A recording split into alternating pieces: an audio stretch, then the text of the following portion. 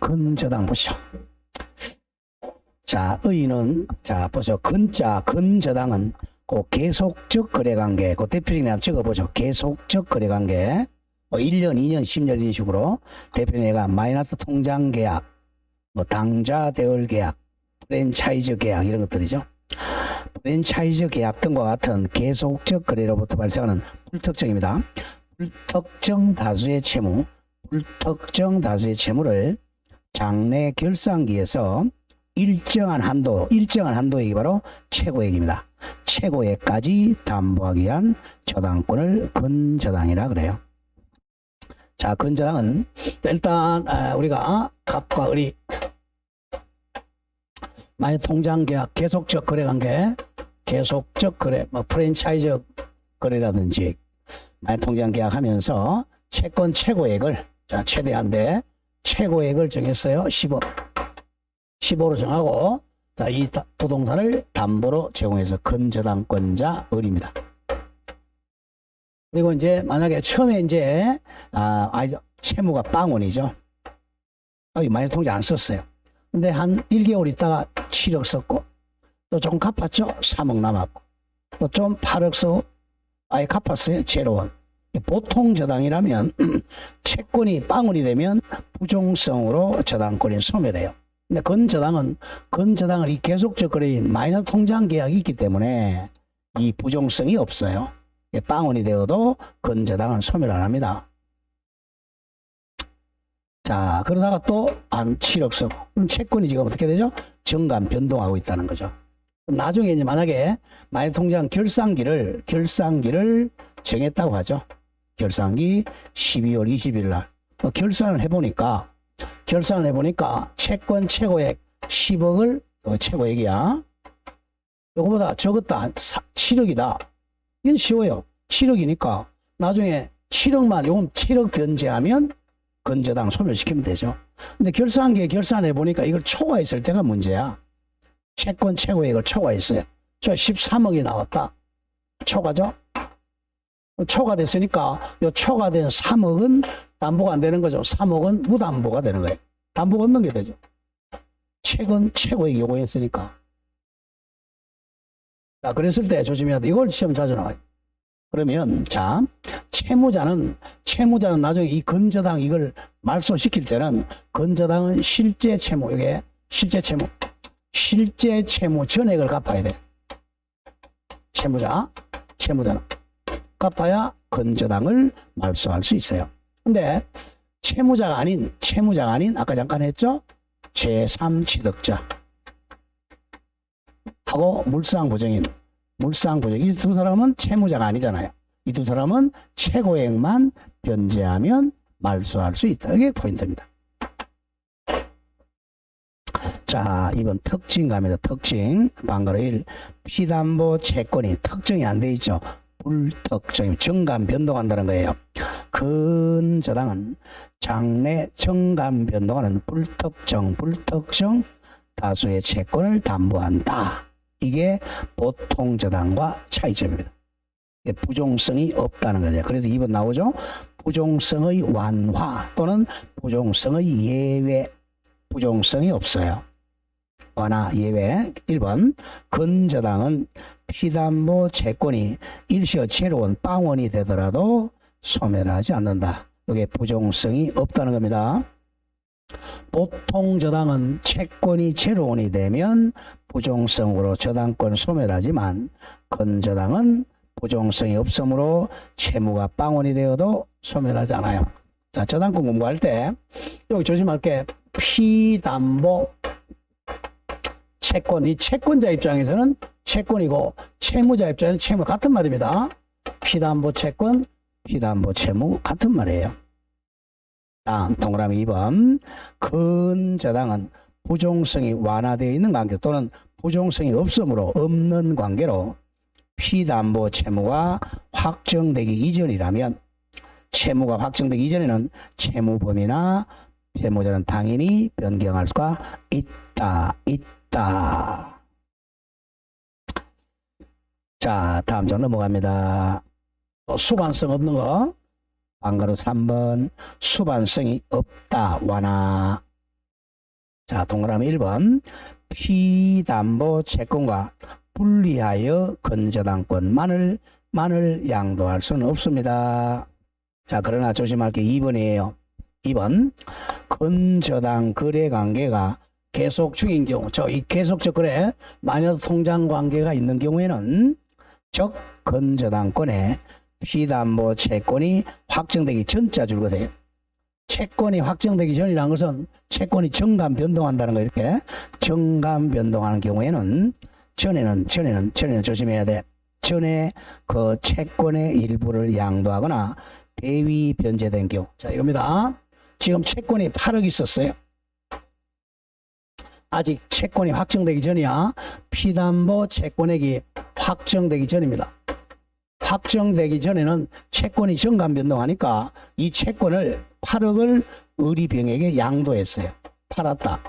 이게 만약에 보통 저당이었다면 저당권은 수반에서 따라갑니다. 그러나 건저당은 채권만 따라가지 건저당은 이전하지 않습니다. 수반하지 않는다. 워낙 많이 출제해요. 채권이 일부 양도되거나 대위 변제된 경우 건저당권이 양수인 병이라고 놓고 병이나 대위 변제자 병에게 이전할 수 없다. 여지가 없다. 이퀄 적어 수반성이 없습니다. 건저당에서는 채권이 양도되거나 채권이 대신 변제되더라도 양수인에게 이전되지 않습니다. 수반되지 않는다. 그래서 건저당의 특징이 무선성이 없다. 부종성, 수반성이 없다. 그래서 예외 저당이라 그래요. 자, 양가로 3번에 이제 건저당의 성립도 옆에 적으세요.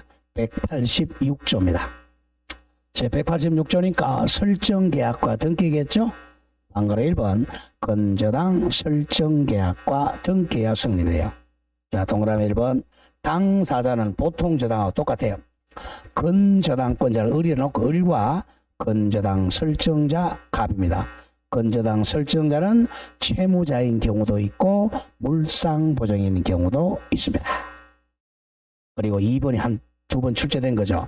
건저당권이 성립하기 위해서는 자, 이 계속적 거래관계가 있어야 돼. 이걸 이제 기본계약이라 그래요. 기본적 계약이 있어야 됩니다. 그래서 건자, 이 건은 뿌리 건자인데 이 건은 이제 이 기본계약을 줄인 말이야. 기본계약이 있어야 건저당은 성립한다는 거죠. 자, 그게 2번입니다. 건저당이 성립하기 위해서는 그 설정행위와 별도로 피담보 채권을 성립시키는 줄거예요. 법률행위 이퀄 기본계약이 있어야 됩니다. 법률행위가 기본계약, 마이너스 통장계약, 당좌대여계약, 프랜차이즈 계약, 기본계약, 법률행위가 있어야 됩니다. 그 다음 2번 등기에서는 동그라미 1 건저당 등기할 때는 자 줄거세요. 건저당이란 취지 잘 기억해야 돼. 건저당의 취지가 이제 법이 바뀌었습니다. 뜻으로 바뀌어 이거죠. 건저당의 뜻 취지죠. 건저당의 뜻과 채권 최고위원 반드시 명시를 등기입니다. 등기를 해야 됩니다. 필수적 등기사항이 건저당의 뜻과 채권 최고위원 반드시 등기를 해야 됩니다. 자, 세 번째 줄 이자는 최고에게 산입된 걸로 간주하므로 등기하지를 못한다 그랬죠. 등기할 수가 없다. 자, 방가로 3번에 이제 건저당 효력은 1 피담보 채권의 범위에서 조심할게. 자, 두 번째 줄요. 기억에서 맨 뒤에 지연배상은 1년분에 하나한다는 규정은 건저당에 적용 안 된다 그랬죠. 보통 저당은 1년분에 하나지만 즉 1년분이 넘는 지연배상금일지라도 5년, 10년일지라도 채권 최고액 한도 내라면 전액 건저당으로 담보됩니다. 왜 그랬어요? 채권 최고액 속에 이자가 포함되어 있잖아요. 그러니까 지연이자도 10년, 20년치라도 다 담보가 됩니다. 이게 보통 저당과 차이점이에요. 자, 동그라미 디귿 조심하고, 디귿. 채권 최고액은 우선 변제 받는 한도액을 말하는 것이지, 쉼표. 책임지는 한도액을 의미하는 것이 아니다, 이겁니다. 채권 최고액은 우선 변제받는 최대 한도액을 말한다. 책임의 한도액을 의미하는 게 아니에요. 뒤에 자주 나오던 이거죠, 이거. 책임지는 한도가 아니다. 그래서 만약에 나중에 결산기에 결산해 보니까 최고액을 초과했어요. 그럼 채무자는 13억 다 변제하고 채무자가 아닌 제3취득자 물분은 최고액만 변제하면 된다 그랬죠. 그게 가장 포인트예요. 따라서 갑니다. 실제 채권액이 채권 최고액을 초과한 경우, 저거 13억의 경우, 13억이 되면 채무자는 실제 채무액 13억 전액 변제하여야 한다. 13억 다 갚아야 돼, 채무자니까. 그러나 채무자가 아닌 물상보증인, 줄여서 물보나 제3취득자는 채무자가 아니니까 채권 최고액 10억, 10억과 경매비용을 초과하는 부분은 책임지지 않는다. 자, 책임지지 않는다는 것은 10억만 변제하면 된다, 이거예요. 그 점을 잘 기억해야 됩니다. 자, 그럼 왼쪽에 바로 옆에 그 기출 문제 보세요. 맨 위부터 갑니다. 워낙 중요하니까. 기출.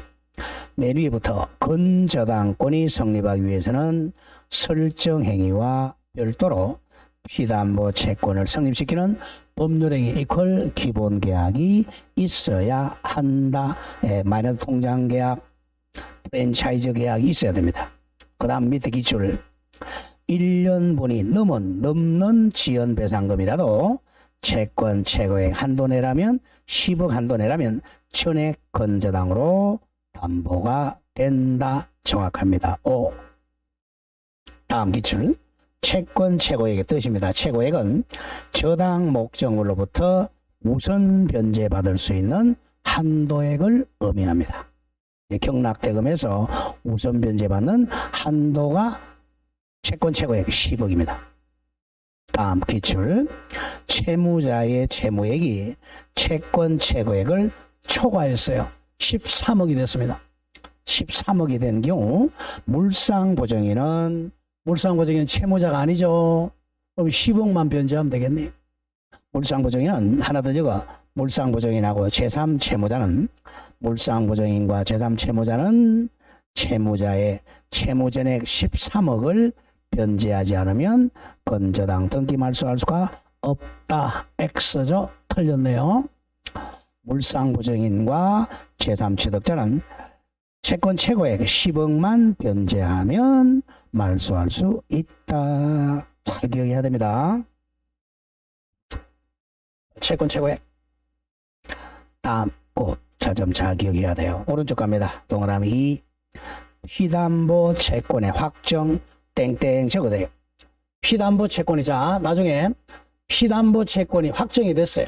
딱 피가 이렇게 정감 변동하다가 딱 확정됐잖아요. 확정되면 땡땡 보통 저당권으로 바뀐다. 전환된, 이렇게 보통 저당권으로 전환된다. 그래서 부종성 수반성입니다. 예, 부수성이 있다.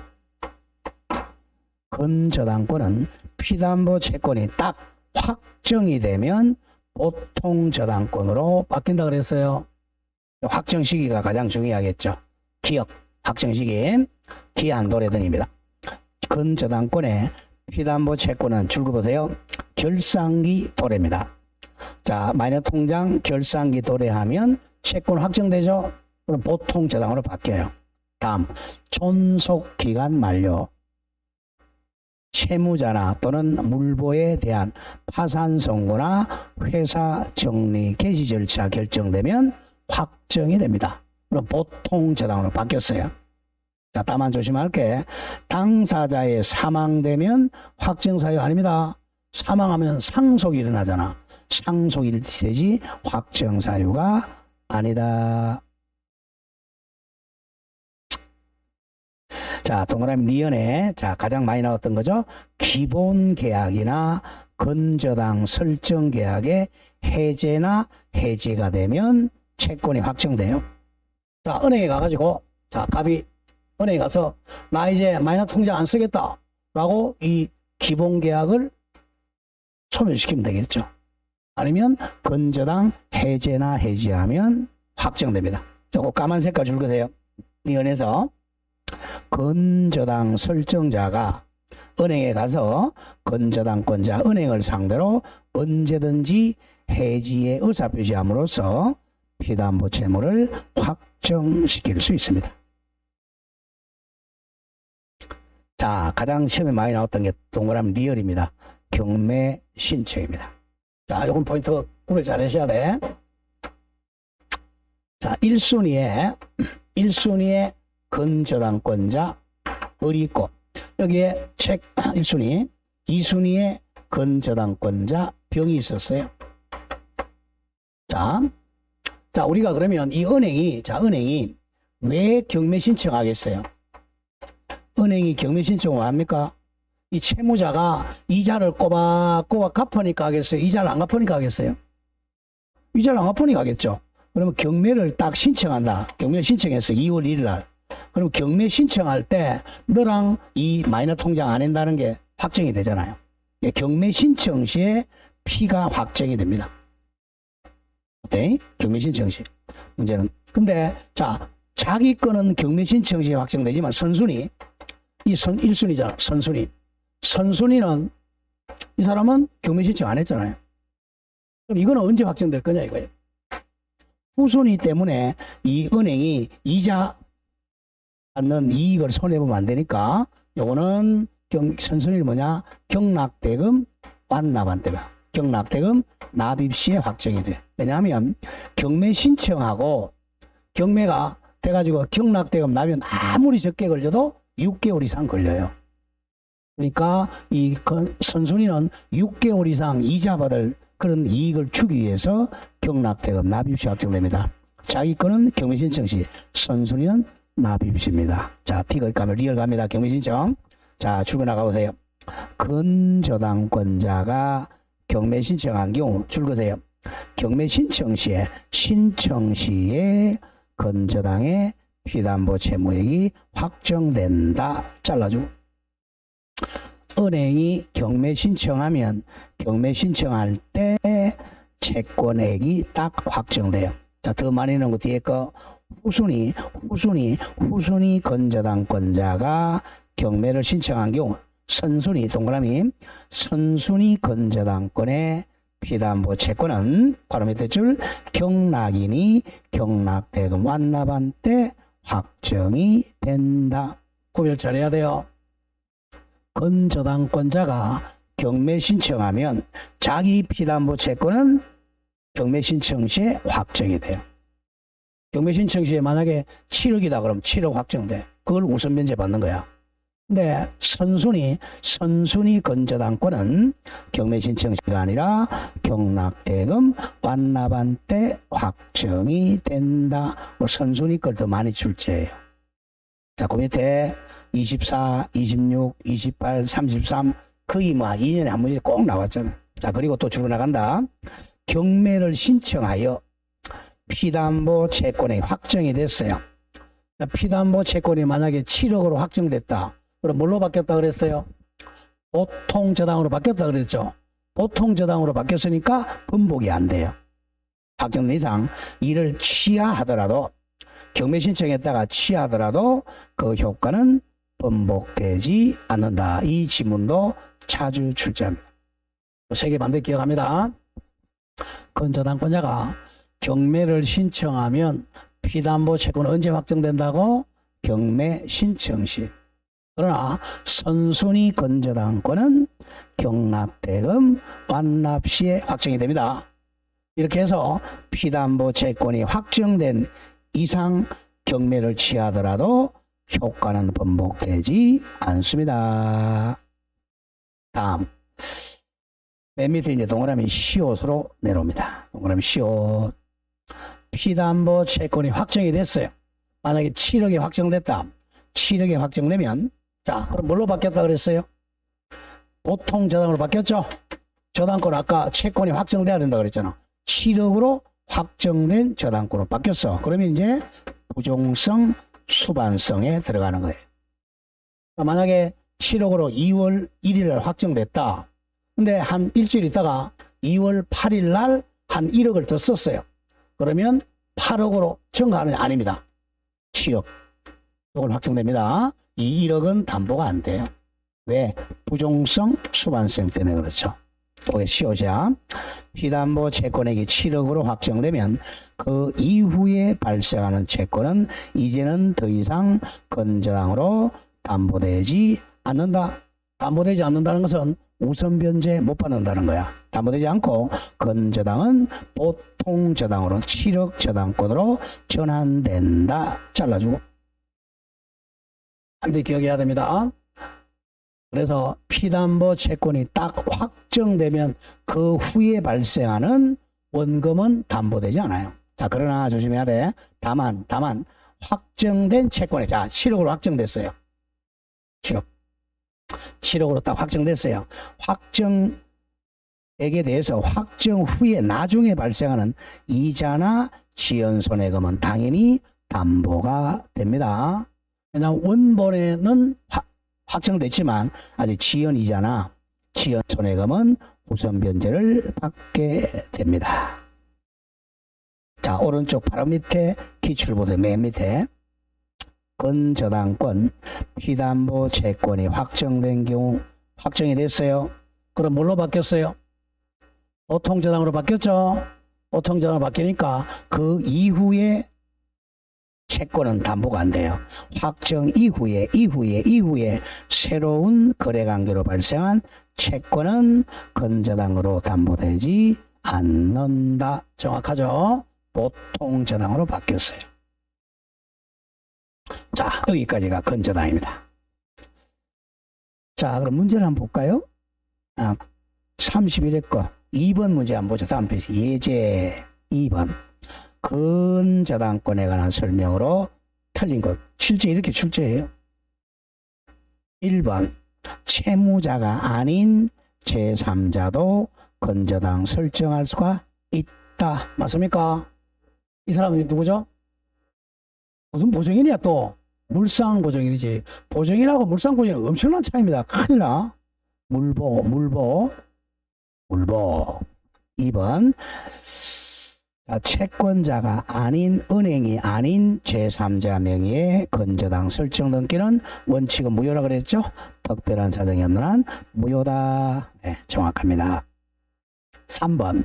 건저당권에 의해 담보된 채권 최고액 10억에는 이자는 포함된다 그랬어요? 포함 안 된다 그랬어요? 산입된다 그랬죠? 포함된 걸로 본다. 답이 3번이네요. 법 조문 가지고 냈잖아. 답이 3. 법 조문을 암기 안 하면 안 됩니다. 나중에는 법 조문 당연히 암기를 해야 돼요. 답이 3.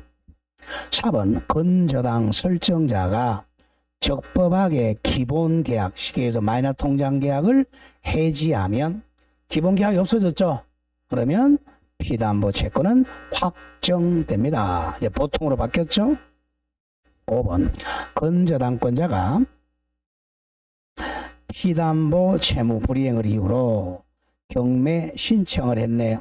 그럼 언제 확정된다 그랬어요? 언제? 경매 신청 시죠? 경매 신청 시에 피담보 채권액이 확정된다. 그게 나오는 게 크게 나와요. 자, 여기까지가 물건입니다. 자, 다음 계약보로 가보죠. 채권 계약법. 계약법 조금만 가겠습니다.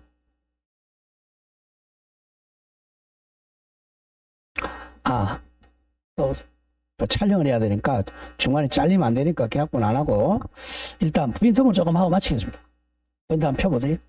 물건을 3쪽 와보세요. 3페이지.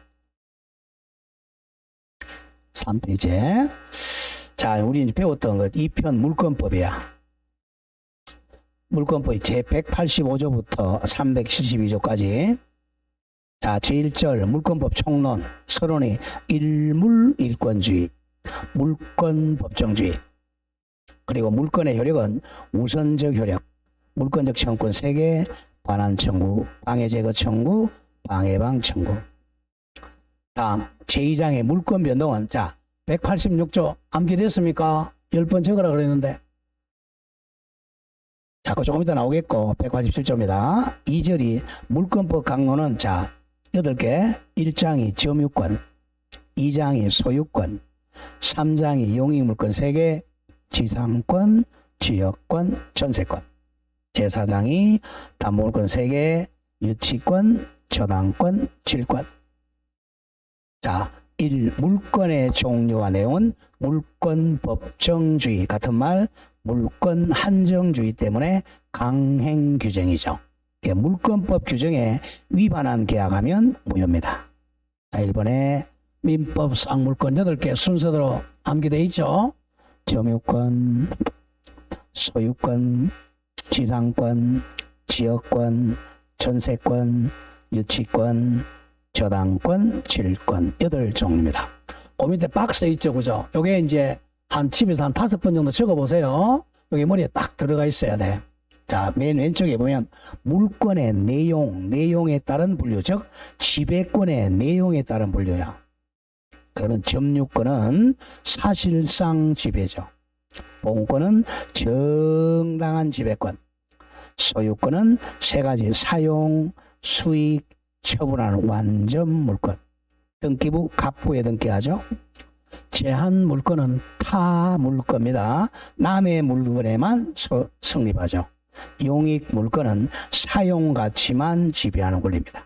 지상권, 토지, 지역권은 성역지가 객체죠. 성역지. 전세권은 토지하고 건물. 자, 담보물권은 교환가치 지배라는 것은 경매에 넣어가지고 우선 변제받는 권리입니다. 유치권은 법정 담보물권. 저당권은 부동산하고 권리죠. 그 권리 2개 뭐였죠? 지상권하고 전세권이죠. 질권은 동산하고 권리입니다. 자, 거기서 우리 이제 외운 게, 자, 등기를 못하는 물건 뭐였죠? 등기 못하는 거에, 자, 순서대로 점유권하고 유치권이죠. 점유권하고 유치권 오로지 이 점유가 공시방법입니다. 등기 못해요. 다음, 자, 점유 못하는 물건 뭐였죠? 2개 점유 못하는 거 지역권하고 저당권이죠. 지역권자, 저당권자는 점유 못하니까 물청 중에 반환 청구권이 없다 이거죠. 반환 청구권이 없고 방해 배제하고 예방 청구만 할 수 있죠. 가장 기본이고요. 자, 그러면 이제 다음 페이지로 가보면, 자, 다음 페이지 맨 위에 양을 2번 관서법상 물건 보죠. 자, 민법이 아닌 관서법이 인정하는 물건. 1. 분묘기지권. 2. 관서법상 법정상권. 3. 동산 양도담보권. 요 3가지가 관서법상 물건입니다. 자, 관서법상 물건이 아닌 거고 4개 나오죠. 그러나 온천권, 사도 개인도로 통행권, 근린공원 이용권, 미등기 부동산의 매수인 등은 관서법상 물건이 아닙니다.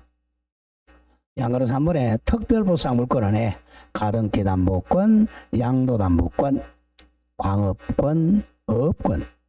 자, 동산, 선박, 자동차, 항공기, 건설기계 저당권 또는 개론 시간에 배우죠. 또 재단 2개, 공장재단 저당권, 광업재단 저당권 등을 특별법상 물건이라 그래요. 자, 1번에 물권법 총론 제185조. 물권의 종류와 내용은 어디에 있어야 돼? 법률에 있거나 또는 관서법에 의한 외에는 당사자가 임의로 창설하지를 못한다. 이게 바로 물권 법정주의입니다. 자, 186조, 187조는 반드시 암기하고 있어야 돼요. 186조 부동산에 관한 법률행위, 즉 계약으로 인한 물권의 득실 변경은 등기하여야 그 득실 변경의 효력이 생긴다. 이걸 갖다가 우리는 자, 소유권 이전 계약과 소유권 등기, 지상권 설정 계약과 지상권 등기, 지역권 설정 계약과 지역권 등기, 전세권 설정 계약과 전세권 등기, 저당권 설정 계약과 저당권 등기하여 그 효력이 생깁니다.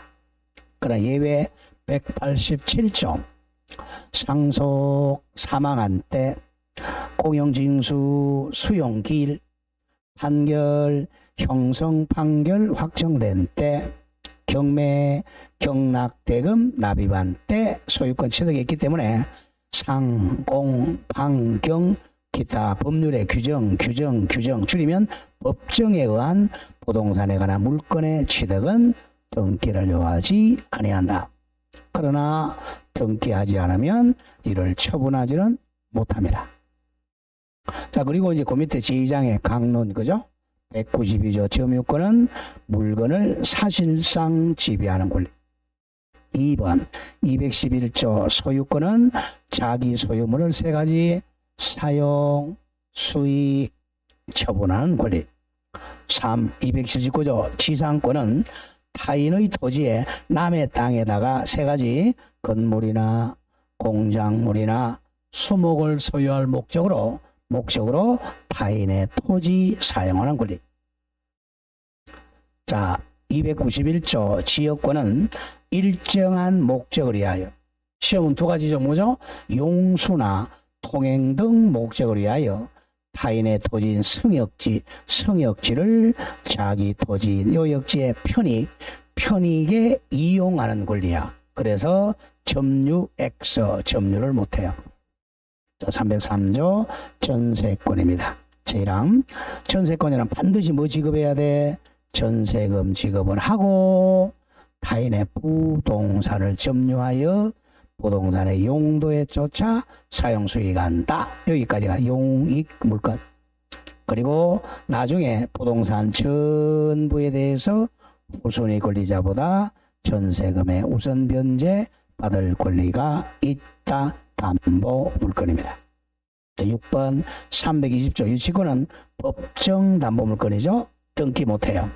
제1항 타인의 물건 즉 부동산, 동산 또는 유가증권을 점유한 자는 그 물건이나 유가증권에 관하여 생긴 채권이 변제기에 있는 경우 변제받을 때까지 유치할 권리입니다. 유치권은 점유 더하기 인도 거절권. 자, 7번 356조 저당권입니다. 저당권 이퀄 우선 변제권이죠. 우선 변제권. 저당권자는 채무자 갑 또는 제3자 물상보증인 병이 점유를 이전하지 아니하고 채무담보로 제공한 부동산에 대하여 다른 채권자보다 자기 채권의 우선 변제 받을 권리다. 자, 거기 7의 1 357조 근저당. 옆에 적으세요. 근저당은 부수성이 없다. 부종성, 수반성이 없죠. 부수성이 없다. 예외 저당이야. 자, 1항 근저당권은 그 담보할 채무의 최고액 10억만 정하고 채무 확정을 장래에 보류하여 이를 설정할 수가 있다.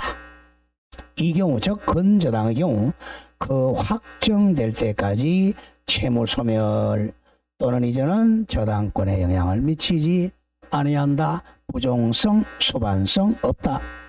자, 2항 요게 31에 답 나온 거죠. 근저당의 경우에 채무의 이자는 어디에 산입되어 있죠? 최고액 중에 포함 산입된 걸로 본다 간주한다. 근저당은 이자 등기 못한다 그랬어요. 자, 그 다음에 8 동산질권입니다. 전당포에 시계 잡히는 거, 술집에 시계반이 잡히는 거 동산 가보죠. 동산질권자는 즉 전당포 주인은 채권 담보로 채무자나 또는 제3자가 물상보증인이죠. 물보가 제공한 동그라미 동산을 점유하고 전당포 주인이 동산 시계반지 점유하고 나중에 돈을 안 갚으면 그 동산에 대해서 경매 넣어가지고 다른 채권자보다 자기 채권의 우선 변제 받을 권리가 동산질권입니다. 자, 여기까지가 이제 채권 물건입니다. 그러면 이제 내일 모레 수요일에 이제 채권법 가겠어요. 일단 요거만 하죠. 물건은 객체가 물건입니다. 물건을 지배하는 권리입니다. 그러니까 물건에 대한 권리라는 걸 기억해야 돼. 물건에 대한 권리. 반대말로 이제 채권은 사람, 채무자에 대한 권리입니다. 채무자. 물건이니까 이렇게 꽉 지배할 수 있단 말이야. 꼼짝 마! 하고 지배해서 이렇게 마음대로 사용, 수익하는 거죠. 사람은 멱살이 잡으면 안 되잖아요. 그죠? 멱살이 잡으면 안 되니까 이거는 채권은 지배권이 아니라 채무자한테 채권자가 청구하는 청구권이에요. 정확하게는 이행 청구권이죠. 이행하라고 청구하는 권리야. 그래서 이제 채권은 채무자가 이제 협력을 해줘야 협력을 해야만이 이익을 얻을 수 있는 거야. 이익. 이거는 물건에 대한 이익이니까 바로 직접 이익을 얻는 거 딱 잡아서. 이거는 사람에 대한 간접적인 이행 청구하면 채무자가 협력을 해줘야 돼. 협력 안 하면 소송할 수밖에 없어요. 채권은. 그래서 채권은 약한 거고 이 강한 거죠. 자, 그래서 이제 채권은 약한 거니까 이거는 나중에 했지만 이건 계약 자유, 채권 계약은 자유롭게 체결하는 거야. 채권 계약 자유의 원칙. 둘이 하니까 둘이서 뭐 짜장면 주세요, 짬뽕 주세요, 뭐 짬짜면 주세요 만들면 돼. 채권은 채권 계약 자유 원칙. 채권은 몇 개냐? 여러 수십억만 개야. 둘이 만들면 되니까 수십억만 개. 그 중에 이제 우리 민법에는 중요하게 15개를 채권 계약으로 만들어 놓은 거예요. 이거는 이제 임의 규정이 되는 거죠. 근데 물건은, 자, 이 물건은 딱 강행 규정이에요. 딱 민법에 8개 딱 강행해 놓고 있죠. 강행 규정이에요. 당사자가 못 만들어요. 물건은 강력하니까. 이 꼭 만들려면 어디서 만들어야 돼? 국회에서 법률로 만들거나 대법원에서 관습법으로 만들어야지. 자, 갑과 을이 당사자가 말로서 못 만드는 거예요. 채권은 당사자가 말로 만들면 돼요. 그래서 채권은 이제 임의 규정이고 이건 강행 규정이에요. 항상 공부할 때 채권은 자 임의 규정 합의가 우선해. 합의가 우선한다. 합의가 없을 때 이 채권 규정이 적용되는 거예요. 물건은 이 강행 규정에 위반한 합의하면 무효가 된단 말이야. 항상 공부할 때 물건은 결국은 이거는 암기입니다. 법 조문이 암기가 돼야 돼. 이걸 어기면 무효가 되니까. 근데 이거는 이해죠, 그죠? 이거는 몰라도 합의가 우선하니까. 자, 그렇게 적용됩니다. 자, 이렇게 고생 많이 하셨고, 오늘 여기서 마치고 내일 모레 이제 채권법 가도록 하겠습니다. 자, 수고하셨고요. 모레 뵙겠습니다. 마치겠습니다. 수고했습니다.